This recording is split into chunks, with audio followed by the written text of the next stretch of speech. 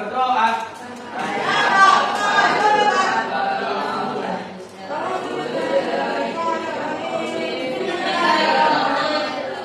Ustazah akan cek kehadiran terlebih dahulu. Siapa yang tidak hadir hari ini? Masih semua? Nihil. Oke, alhamdulillah. Ya berarti hadir semuanya. Masih semangat? Masih. Coba Ustazah cek dulu konsentrasinya sebelum kita mulai. Ustazah cek. Yuk, kita coba. Tepuk 1, tepuk 2, tepuk 3. Bagaimana, sudah siap pembelajaran hari ini? Sudah. Oke, sebelum kita memulai pembelajaran, seperti biasanya, ya Ustazah akan menyampaikan beberapa aturan untuk pembelajaran hari ini. Ya, yang pertama, kalau misalkan Ustazah lagi menjelaskan materi, apa yang harus kalian lakukan? Diam. Kemudian konsentrasi, ya, memperhatikan. Kemudian selain itu, ya, kalau misalkan kalian ingin menjawab pertanyaan atau ingin bertanya, tolong acungkan tangannya terlebih dahulu. Sudah membawa bukunya hari ini? Sudah.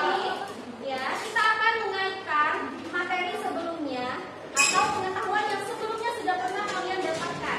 Sudah membaca bukunya kemarin? Pagi ini sudah membaca materinya? Oke, Ustazah mau tanya, ya, materi hari ini akan berkaitan dengan yang kemarin atau yang sebelumnya. Ya, bab yang kita bahas masih sama, yaitu interaksi antar makhluk di ekosistem. Terdapat berapa komponen? Dua. Oke, siapa yang mau menjawab? Biotik dan abiotik. Oke, ada dua komponen, ya. Ada komponen abiotik dan komponen biotik. Baik. Sudah disebutkan ada dua komponen pada ekosistem, ada biotik dan abiotik. Coba di sini siapa yang bisa menyebutkan contoh komponen biotik? Silakan tuliskan tangannya. Komponen biotik terdiri atas makhluk hidup seperti manusia, hewan, tumbuhan, dan biasa. Komponen abiotik terdiri atas benda-benda tidak hidup, di antaranya air, tanah, udara, dan cahaya. Tadi kalian sudah menyampaikan contoh komponen-komponen abiotik yang terdapat pada ekosistem. Nah, bagaimana jika dalam suatu rantai makanan, ya, apabila satu populasi dalam rantai makanan tersebut meningkat atau menurun, apakah akan berpengaruh pada rantai makanan tersebut? Sangat berpengaruh, ya. Jadi hari ini kita akan lanjut materinya. Di sini ada soal pretest, ya. Siapa yang sedang membawa handphonenya hari ini? Saya. Ya, coba perhatiannya.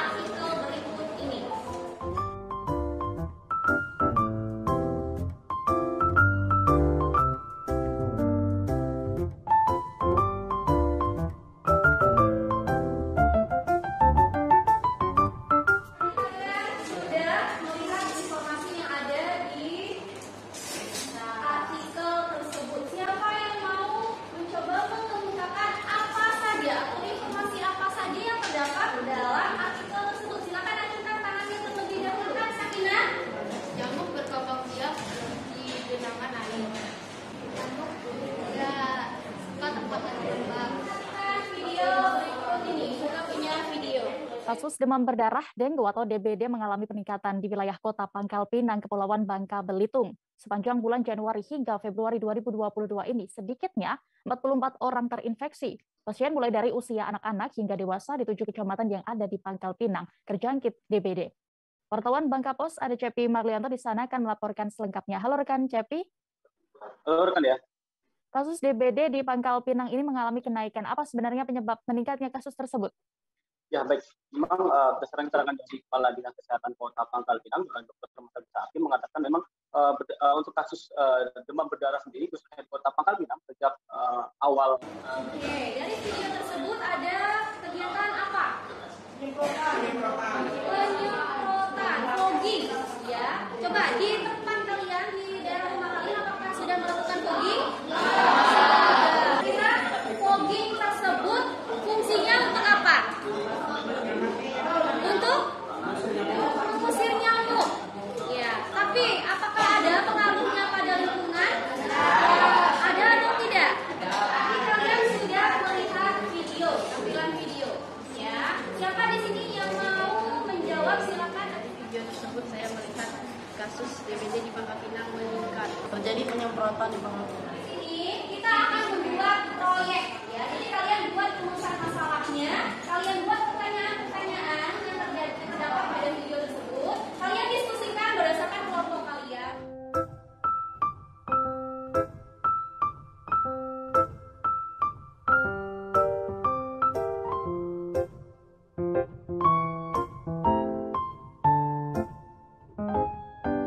Selesai menulis pertanyaannya? Sudah. Nah, sekarang